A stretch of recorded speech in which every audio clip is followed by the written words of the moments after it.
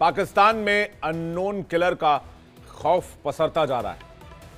भारत के एक और दुश्मन को पाकिस्तान में किसी अननोन किलर ने आकर ठिकाने लगा दिया।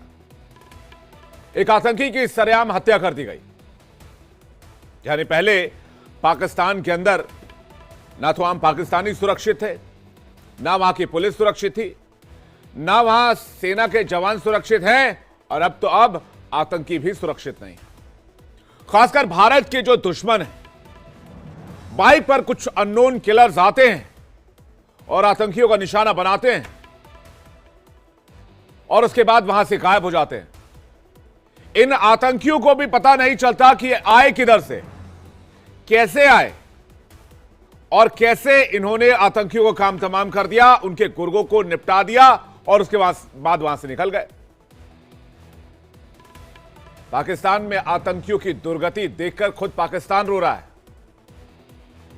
पाकिस्तान के पीएम शहबाज और आर्मी चीफ आसिम मुनीर रो रहे हैं, क्योंकि पाकिस्तान तो आतंकियों का स्वर्ग कहा जाता है, जहां 150 से ज्यादा आतंकी संगठन है, जो सबसे सेफ जमीन है पूरे विश्व में आतंकियों के लिए। और ये आतंकी भारत के खिलाफ साजिश करते हैं, हमले की प्लानिंग करते हैं। लेकिन अब पाकिस्तान में भी इन आतंकियों का कोई माई बाप नहीं रह गया। भारत के दुश्मनों का कोई माई बाप पाकिस्तान में भी जिंदा नहीं है। और बताइए, अगर होता तो क्या इन आतंकियों को सरेआम मारा जाता? पाकिस्तान की सेना हाथ पर हाथ धरे बैठी रह गई और एक दो नहीं दर्जनों आतंकियों का ऐसे ही शिकार कर दिया गया। भारत के दुश्मनों को ऐसे ही समेट दिया गया।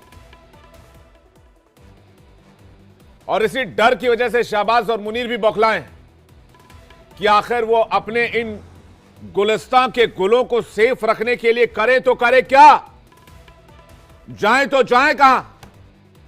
बचा था एक अफगानिस्तान, वो भी पाकिस्तान का दोस्त नहीं बचा। नहीं तो ये लोग अफगानिस्तान में इनको रखवा देते। लेकिन पाकिस्तान के पास एक भी विकल्प नहीं।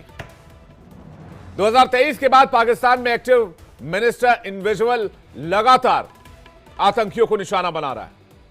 आपने वो फिल्म देखी होगी, एक फिल्म आई थी मिस्टर इंडिया, जिसमें उस फिल्म का हीरो गायब हो जाता था और गायब होके ही वो तमाम दुश्मनों को ठिकाने लगाता था, विलन से बदला लेता था।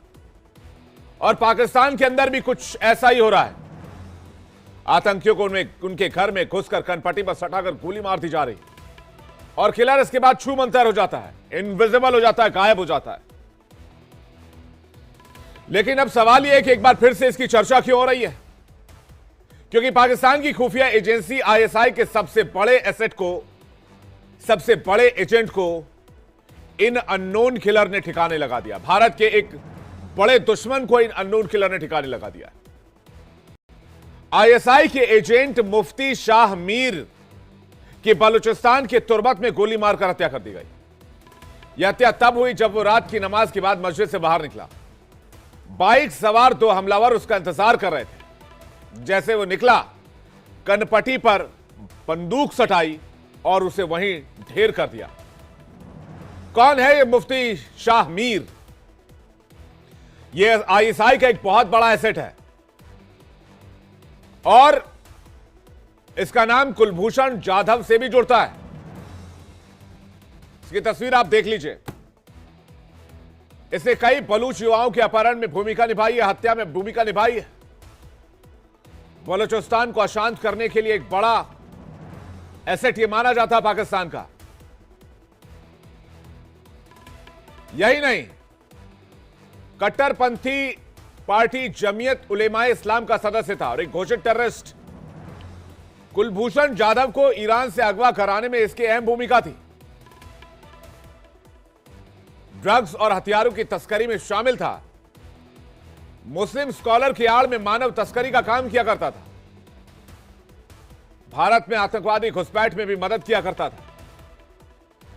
मीर अफगानिस्तान में एक्टिव था और आईएसआई को मदद देता था। आईएसआई का एक बड़ा एसेट था। आपको याद होगा 2016 में भारतीय व्यापारी कुलभूषण जाधव को ईरान में जैश अल अदल के मुल्ला उमर ईरानी के ग्रुप ने अगवा किया था। उसके बाद मुफ्ती शाह मीर ही था जिसने कुलभूषण को ईरान से पाकिस्तान शिफ्ट करने में आईएसआई की मदद की। जैस अल अदल से सौदा किया था। जाधव को अगवा करने और उसे पाकिस्तान में लाने में आईएसआई की मदद करने वाले मुफ्ती शाह मीर को तो अननोन किलर ने मौत के घाट उतार ही दिया है, जिसको लेकर एक बात यह साफ हो गई है कि उमर ईरानी के 2 बेटों को 2020 में बलूचिस्तान के तुर्बत में ही आईएसआई ने मार डाला था, जिसके बाद मामला गड़बड़ा गया था और आईएसआई के पालतू आतंकियों में आपसी संघर्ष शुरू हुआ। इसके बाद अब आईएसआई के इस अपोल ने आईएसआई एजेंट मुफ्ती शाह मीर की हत्या कर दी है, यह भी एक थ्योरी बताई जा रही है।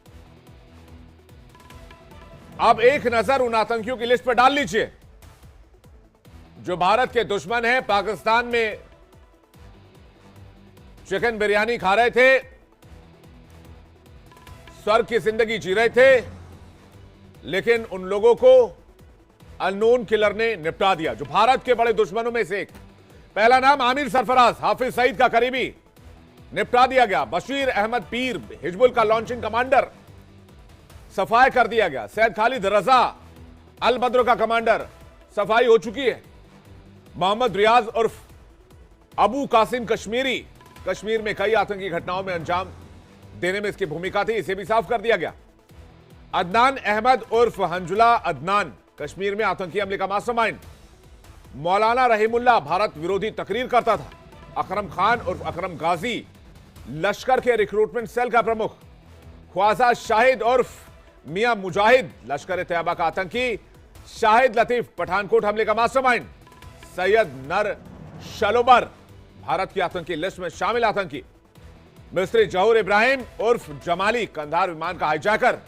परमजीत सिंह पंजवड़, खालिस्तान कमांडो फोर्स का चीफ।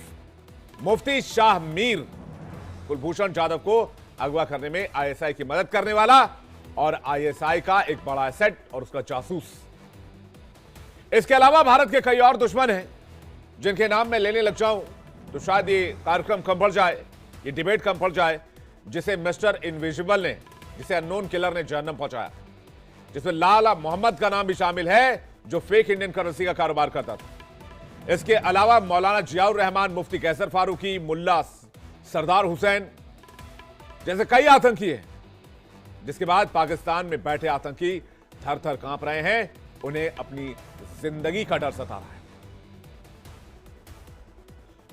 इसलिए आज सवाल पाकिस्तान में अननोन किलर, आतंकियों में डर भयंकर, मिस्टर इनविजिबल बना रहा आतंकियों की कब्र। पाकिस्तान में आतंकियों का सफाया। अब शाहबाज और मुनीर क्या करेंगे? बातचीत करने के लिए lieutenant general Sanjay Kulkarni, defence expert, colonel Shailendra Singh, defence expert, colonel Dinesh Nain, defence expert, Irshad Ahmed, नेता पीएमएलएन, सज्जाद बुखारी, पत्रकार पाकिस्तान, इस वक्त हमें ज्वाइन कर रहे हैं। आप सभी का बहुत बहुत स्वागत है आज के पैनल पे। और सज्जाद बुखारी को मैं देख पा रहा हूं, बाल थोड़े से डिस्टर्ब लग रहे हैं, सज्जाद बुखारी भी थोड़े डिस्टर्ब से लग रहे हैं। अब क्या करें, हो ही गया आपके साथ ऐसा। भाई आप दुनिया भर में कुछ तो कुछ मिला जुला कर एक काम करते थे, कुछ टेररिस्ट वेररिस्ट बनाते थे और उसको दुनिया भर में भेजते थे, लेकिन अब वो इंडस्ट्री भी आपके यहां सेफ नहीं रही। डॉक्टर सज्जाद बुखारी, बहुत बैड न्यूज है आपके लिए। एक और आदमी निपटा दिया गया आज, या यूं कहें कि एक बड़ा एसेट आईएसआई का। क्या कीजिएगा ऐसे में? अब आतंकी आपके यहां सेफ नहीं है। और ये अननोन किलर कौन है जो आपके यहां, आपकी पुलिस के रहते, आपकी आर्मी के रहते, जिस आर्मी की इतनी बड़ी तारीफ करते हैं, एक खुद को शेर बताने वाले इरशाद भाई भी यहां बैठे हुए हैं, इतने शेर बैठकर एक आतंकी को सपोर्ट नहीं कर पा रहे, सेफ नहीं कर पा रहे, उनको पता नहीं कोई आके मार जा रहा है। अस्सलाम वालेकुम विवेक जी। और मैं तो इंतजार करता रहता हूं, मैं जवाब देता हूं बुखारी साहब इनको। इनमें सज्जाद बुखारी जी से पहले जवाब लेता हूं, फिर आता हूं इरशाद भाई आपके पास भी। बिल्कुल टेंशन मत लीजिए, मैं सबके पास बारी बारी से आऊंगा।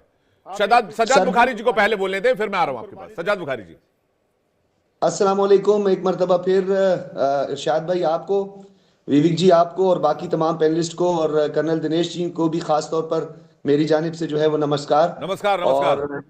और हिंदुस्तान के जो मुसलमान हैं उनको मेरी जानिब से रमजान मुबारक का बाबरकत महीना बहुत बहुत मुबारक हो।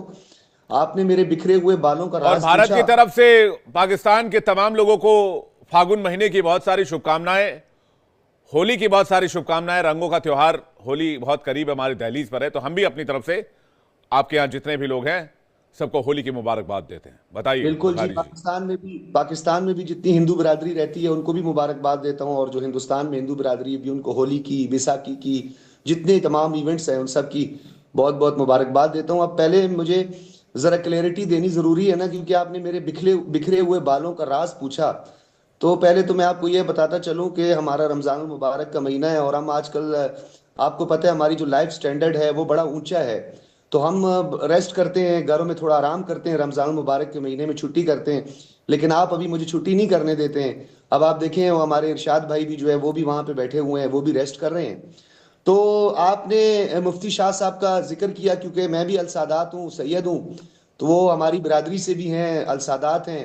और जहाँ जमीयत उलमा इस्लाम के एक रुकन की शहादत है, तो उस शहादत पर जो है हम अफसोस नहीं करते हैं, बल्कि हमें खुशी होती है, हम फख्र करते हैं। उनके जो आबा व अजदाद हैं, जो उनकी रूहें हैं, वो भी खुश होती हैं कि उन्होंने जाम शहादत नोश किया है। और आज की कंटेंट से तो मुझे ये जाहिर हो रहा है कि जो हमारी मुसल्लह अफवाज और जो हमारा ISPR और जो हमारा इंटेलिजेंशिया और जो हमारी हुकूमत वक्त कहती है, वो आपने खुद सच साबित कर दिखाया। और आप पहले उसे कहते हैं कि आप ISI ने मरवाया, फिर आप कहते हैं कि जी नहीं हम लोगों ने मरवाया। असल में पाकिस्तान में और बलूचिस्तान में बिलखुसूस जो आपकी पेनिट्रेशन है, और ख़ास तौर पर कुछ जो हमारे मासूम लोग हैं, जो थोड़े भटके हुए हैं, अच्छा, ये उनको आप AK-47 हाथ में लेकर ये भी बड़ा मासूम दिख रहा है, ये मुफ्ती शाह मीर जिसकी बात आप कर रहे हैं। जी मैं बता रहा हूँ, देखिए मानव आपको मैंने तस्करी के आरोप और पहले पता नहीं क्या क्या क्या क्या आरोप। आप सुना करें ना, पहले थोड़ा सा सुन तो जी लेना। हाँ, मैंने आपको पहले भी समझाया ड्रग्स, है। हथियारों की तस्करी। भाई साहब मैं बड़ा बता रहा हूँ ना, आप बड़ा सुन ले, मासूम आदमी था सजाद बुखारी जी। सुन लेना, सुन ले, थोड़ा सा सुन लेना। मैं आपको उसकी हिस्ट्री भी बता देता हूँ ना। वेपन्स की आपने बात की है, देखिए मैंने आपको पहले बताया था कि बलूचिस्तान के तमाम प्रोविंस जो हैं उनके अपने जो है ट्राइबल डायनेमिक्स हैं। उनकी कुछ ग्राउंड रियलिटीज को समझने की जरूरत है। हमारे हर बच्चे के पास वेपन होता है बलूचिस्तान में, तो हम लोग वेपन अपना जेवर समझते हैं, वो तो हमारे हर घर में होता है। मेरे पास भी वेपन है, क्योंकि मैं बलूचिस्तान का बासी हूँ। तो कलाट डिवीजन में रहने वाला हर शख्स जो है, या जोब डिवीजन में रहने वाला हर शख्स, मकरान की साहिलों तक जो है, वो अपने पास वेपन रखता है। क्योंकि हम लोग कबायली आपस में छोटे मोटे तनाजे होते हैं, तो पटाखे वटाखे बजाते रहते हैं, आप उस पर मत परेशान हुआ करें। तो जहां तक बात रही इस अफसोसनाक वाकये की, तो मुझे इस बात की बड़ी हैरत हुई है कि आप तो खुद इंडोर्स कर रहे हैं, आप अपनी मदाखलत को इंडोर्स कर रहे हैं, और आप ये बता रहे हैं कि इसको आप लोगों ने जो है वो हमारे शाह साहब को जो है वो शहीद करवाया है। तो बच के नहीं रहेंगे आप लोग, भी बच नहीं पाएंगे। ये मैं थोड़ा सा आपको इस चीज की वजाहत देता चलूं, क्योंकि आपका बचना अब थोड़ा सा मुश्किल हो गया है, क्योंकि आपके गिर्द घेरा तंग हो गया है। और आपको पता है FC ने आपको एक अच्छी खबर भी देनी है। हमारी फ्रंटियर कोर ने जो है वो बलूचिस्तान के मुख्तलिफ अजला पे दोबारा से जो है वो आप लोगों के खिलाफ कुत्ता मार मुहिम शुरू की है। तो जहां पर आप लोगों के ये सो कॉल्ड कुत्ते नजर आएंगे, तो उन पर जो है अब जबरदस्त किस्म का जो है वो बलूचिस्तान के लोगों को होगा। कुत्ता कह रहे हैं, और ऐसे इन शब्दों का इस्तेमाल टीवी पे नहीं करना चाहिए। मैं कड़ी मैं मजम्मत बता करता रहा हूं हूँ कि आप अपने ना, ही लोगों को गाली देने पर मजबूर हैं। सुने सुने अव्वल ना तो ये, मेरी बात। दूसरा ये कि सजाद बुखारी जी आपने आपने आपने हम पर एलिगेशन लगाया। हमने तो कहीं नहीं कहा, हमने तो कहा अननोन किलर आता है आकर मार जाता है।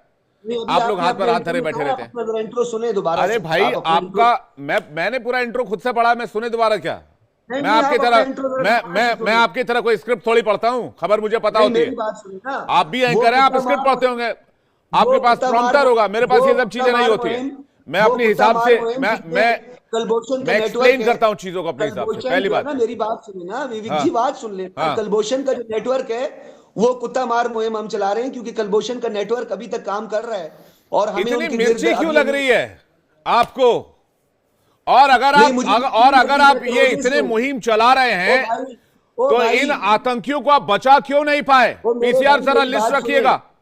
ओ मैं मेरे भाई आतंकियों के मेरी नाम बात आपको सुने। दिखाता हूं ग्राफिक्स के मैं तो जरिए। रोजे से हूँ, मिर्च तो आपको लग अरे रही भाई, है, आपके मिर्च पास आपको असला, लग रही आपके है, पास बारूद, आपके पास पाव पाव भर के मिर्च एटम आपको लग बम, रही है भाई। रोजा है आप मेरा, चलाइए मैं तो ना इन रमजान पर। का महीना है। कौन आकर आपको मार जा रहा है? आपके आतंकियों को, मतलब सॉरी, आपके गुलिस्तान के गुलों को। अच्छा, ये जो हमारे अलग अलग गुलिस्तान के किस्म के गुलों आपने को, फूल उगा रखे हैं, कोई जैशे मोहम्मद से फूल खिल रहा है, कोई मसूद अजहर कोई अलग गुल खिला रहा है। ये आपके यार अभी गुलिस्तान तो मेरी बात से सुनो। जो ये गुल गायब अभी हो तो रहे हमारा हैं, एक कोई एक करके मारे अभी जा तो रहे हमारा हैं। कोई फौजी जवान आपकी अभी पुलिस, तो हमारा आपकी कोई आर्मी फौजी सब जवान आया नाकाम ही है नहीं क्या? यार। अभी तक तो हाफिज सईद से आप लोगों की जो है ना वो 18 बज जाते हैं, और ये जो नाम आप ले रहे हैं यही अरे तो काफी है आप बचा लोगों के लेते लिए ना यार। इनको, नाम चला दिया मैंने, बचा लेते। कौन आकर ठोक जा रहा है, मैं तो यही पूछ रहा हूं यार आपसे। अभी कहां आप गई लोगों की आपकी गिरफ्त आर्मी, दर्ज हो कहां है है। आपकी पुलिस? हमारी पुलिस बताऊं क्या कर रही है, हमारी आर्मी पता है क्या कर रही है, बताऊं थोड़ा सा। जाए लाइन ऑफ कंट्रोल पर जो आपके सेना बैठे हुए उनसे पूछे हम क्या करते हैं, वर्किंग बाउंड्री पर जाके पूछे हम क्या करते हैं, और जाकर अमेरिका से पूछे जिनको हमने अफगानिस्तान से निकाला था और आपकी जो सिफारतकारों को निकाला था वो हम करते हैं, पता है ना आपको। वो बस में बैठी हुई तस्वीरें याद है, जो आपके सिफारतकारों को हमने रेस्क्यू किया था काबुल फाल के बाद, याद आया कुछ? हम बहुत कुछ करते मैं हैं। तो इस हमने जो है, मैं तो मेरी इस बात शख्स की सुने तस्वीर देख रहा हूं, दीदी जी, हमने इसका वार ऑन पता नहीं टेरर किसने लड़ी काम है। हमने वार काम ऑन तमाम टेरर कर लड़ी दिया। है, पूरी दुनिया सज्जाद के बुखारी अमन को जी, यकीनी बनाया है। आपने क्या किया है? मैं कह रहा हूं पता नहीं किसने इसका आपने तो काम तमाम कर खालिस्तान दिया, की आप लोग कुछ तहरीक कर को नहीं जन्म पाए। दिया है। आपको आपने मिर्ची लगी खालिस्तान है, की मैं तहरीक को जानता जन्म हूं, दिया है। मिर्ची लगना लाजमी है। Major general Sanjay Kulkarni sir Ramzan के है, पास जा रहा रमजान हूं, है भाई, मैं कुछ नहीं